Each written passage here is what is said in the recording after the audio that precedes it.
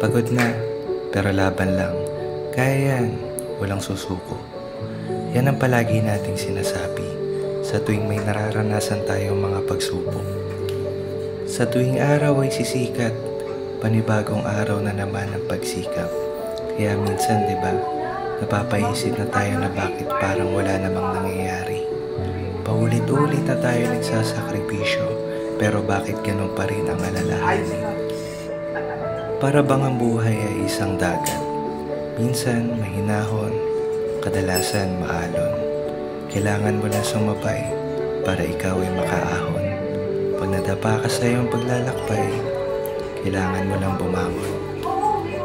Mga luhang sumasabay sa buhos ng ulan, nakikipagsapalaran at nagtatanong sa sarili kung ano ba ang kapalaran. Lahat ng para sa atin ay may itinakdang pagkakataon. Di mo mamamalayan na dadating din ang tamang panahon na mga butong matagal mo nang itinanim.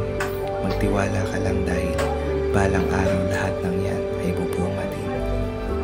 Tuloy mo lang, tiwala mo sa sarili, huwag mong aalisin. Habang oras ay tumatakbo, di mo mapapansin, mga problema ay parang bulang maglalaho. Kahit maraming tao ang umuusga sa'yo, maniwala ka lang sa sarili mo. Huwag kang mag-alala sa sinasabi ng iba dahil iba ang nakikita mo sa nakikita nila. Tulungan natin ang mga sarili natin. Alam nating hindi magiging madali. Lagi lang natin tatandaan na hindi sumuko kailanman ang mga nagwawagi.